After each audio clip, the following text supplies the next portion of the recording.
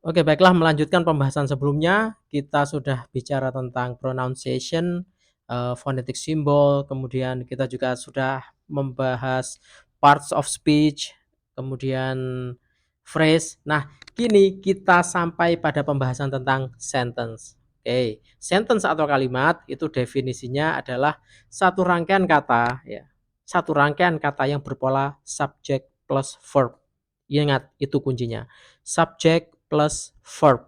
Nah, dari jenis-jenis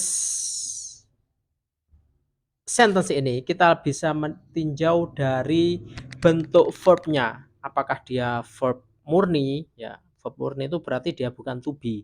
Ya, verb murni contohnya ya berjalan, walk, swim, eat, play, dream, bounce dan seterusnya. Itu adalah verb murni. Kemudian yang kedua adalah to be ya. Am, is, do, does dan seterusnya. Nah, itu kita bagi jadi dua ya. Jadi untuk membuat kalimat kita bisa menggunakan kedua-duanya. Oke, secara gampangnya yang verb murni, I walk into the road alone. Saya berjalan menuju jalan itu sendiri, itu contohnya. I sleep this morning, I eat, I go, I play, she walks, she goes, she swims dan seterusnya. Itu adalah bentuk verb murni. Kemudian yang kedua itu adalah nominal ya. Verbnya berupa nominal ya. Contohnya I am a student, you are a teacher, ya, they are football teams dan seterusnya. Jadi inilah yang perlu kita pahami ya. Jadi rangkaiannya adalah seperti itu ya. Kemudian nanti perubahan-perubahannya yang berkaitan dengan ini biasanya nanti variasinya itu ada pada bentuk-bentuk tensesnya. Kapan kita pakai do, kapan kita pakai did, kapan pakai have, had dan seterusnya. Oke. Kemudian dari bentuk dari setelah dari apa? Dari verbnya, maka kita bisa melihat dari bentuknya. Apakah itu berupa statement, pernyataan ya, baik itu afirmatif maupun negatif ya. Contohnya, I walk to the street. I don't walk to the street. Itu sebagai contoh. Kemudian ada bentuk berikutnya adalah bentuk tanya. Do I walk to the street? Ya, kita balik bentuknya. Polanya seperti itu, dibalik ya. Am I a teacher? Dan seterusnya akan kita bahas nanti. Yang jelas ini adalah bentuknya. Kemudian yang ketiga adalah bentuk imperatif. Don't do that. Take the phone now dan seterusnya. Kemudian ada bentuk exclamation. Oke. What a sight you are. How beautiful you are. Itu juga dikategorikan sebagai kalimat. Nah, setelah dari bentuk verbnya, kemudian dari bentuknya ya, kemudian yang ketiga adalah kalimat itu bisa ditinjau dari strukturnya. Apakah itu berupa simple sentence, kalimat sederhana seperti yang saya contohkan tadi ya. You buy me a book, you told me yesterday you have gone to that place. Itu sebagai bentuk yang simple ya. I work, I eat, itu simple. Kemudian ada yang di atasnya itu adalah compound sentence atau kalimat yang memiliki dua verb ya. Jadi simple tidak simpelnya itu bergantung pada jumlah verbnya ya. Ingat, yang simple hanya pakai satu verb, yang compound itu memiliki dua verb atau lebih ya. Oke. You shouldn't do that or you will lose everything. Should do, lost. Ya, di sini ada dua jenis atau he is poor but he is honest people. He is honest person. Ya, is dan is ya. He play football despite he is anti football. Is dan oke. Okay. Baik itu verbnya berupa verb murni ataupun verbnya itu nominal, tapi kalau itu sudah dalam kalimat ada dua verb, maka itu terkategorikan sebagai compound sentence. Dan yang ketiga adalah complex sentence. Ya, complex sentence itu kalimat yang memiliki satu main clause ya, atau induk kalimat dalam bahasa Indonesia, dan atau lebih sub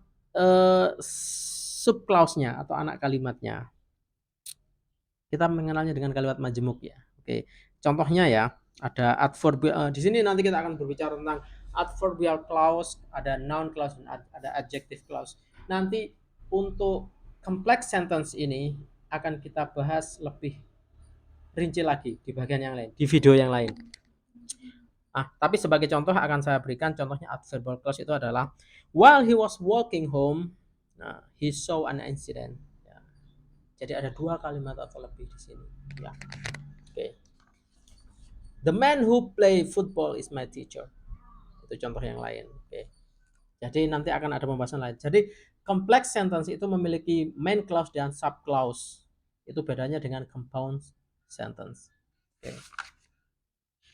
Itu bedanya dengan compound sentence. Oke. And then we are now entering the part of sentence. Sekarang kita kenali bagian-bagian kalimatnya. Oke. Secara pembagian tadi ya, ada berdasarkan verb-nya, ada berdasarkan bentuknya, ada berdasarkan kompleksitasnya ya. Strukturnya, apakah dia simple, compound atau kompleks. Gampangannya seperti itu. Nah, sekarang pada bagian ini kita mengenal parts of sentence-nya. Oke. Ingat bagian-bagian kalimat, kembali ke definisi kalimat yang tadi, bahwa kalimat itu terdiri atas subjek plus verb. Nah, apa saja yang bisa menjadi subjek di sini? Oke, kita bahas satu-satu. Yang pertama yang bisa menjadi subjek itu adalah noun, jelas. Jack, cafe, policeman, Andrew, chicken, and etc. Itu adalah subjek. Ya, bisa berfungsi sebagai subjek di sini. Kemudian yang bisa menjadi subjek juga adalah pronoun. He, she, is, he, she, they, you. Nah, itu bisa menjadi berposisi sebagai subjek. Atau berikutnya adalah noun phrase. My friends, okay. Someone, okay. The bag, my mother, our friends, my husband, and so forth. Itu adalah contoh dari noun phrase. Kemudian yang ketiga adalah gerund. Itu juga bisa berfungsi sebagai verb, sebagai subjek. Ya. Swimming is my hobby. Okay. Swimming makes me healthier than ever. Oke. Dan tentu saja setelah gerund nanti ada to infinitive juga ya. To say is easy but to do is difficult. To say, ini adalah to infinitive. To plus verb. Ya, to say, to eat, to go, to walk, to study, and so forth. Itu adalah to infinitive bisa menjadi juga bagian dari subjek. Nah, yang berikutnya adalah noun clause. Ya, noun clause ini bisa juga menjadi subjek. Contohnya adalah that coffee grows in Brazil is well known by everyone. What I said is important. What I said di sini bisa kita kategorikan sebagai subjek. Nah, kemudian subjek sudah ya. Yang kedua, kalimat atau sentence itu memiliki verb. Ya, sudah kita jelaskan tadi ya, verb itu bisa nominal, bisa juga verb murni. Kemudian yang ketiga, kalimat bisa memiliki objek. Tapi ingat, tidak semua kalimat, ada juga kalimat yang tidak membutuhkan objek. Oke, apa saja yang bisa jadi objek? Sama dengan yang di subjek tadi. Jadi kita bisa menggunakan noun, pronoun, to infinitive, gerund, kemudian noun clause itu juga bisa kita jadikan sebagai, atau noun phrase itu bisa kita jadikan sebagai subjek. Nah, kemudian setelah objek, kalimat itu juga bisa memiliki adverb atau kata keterangan. Ya. Itu bisa dibagi lagi menjadi nanti ada real adverb dan juga ada prepositional phrase. Yang contohnya real adverb itu ya, my mother studies hard. My father works hard. Oke, di situ ada itu yang disebut adverb. He love me unconditionally. Unconditionally itu adalah contoh dari real adverb. Kemudian ada juga bisa masuk adverb ini adalah prepositional phrase. Ya, prepositional phrase itu bisa juga masuk. Contohnya, I read the book in my room. Okay. I go to the class yesterday. Oh, no, no, no, no, today. My sister is buying a book in bookstore. Itu adalah contohnya juga. Kemudian, nah, itu sekilas pembahasan tentang sentence ya. Kita akan latihan nanti. Di sesi latihan kita akan menggunakan contoh-contoh, semakin banyak contoh kita berangkat dari contoh, kemudian kita coba menyusun sendiri ya, kita lihat apakah benar ya setelah itu. Dan saya pikir itu untuk sementara untuk sentence ini. Terima kasih.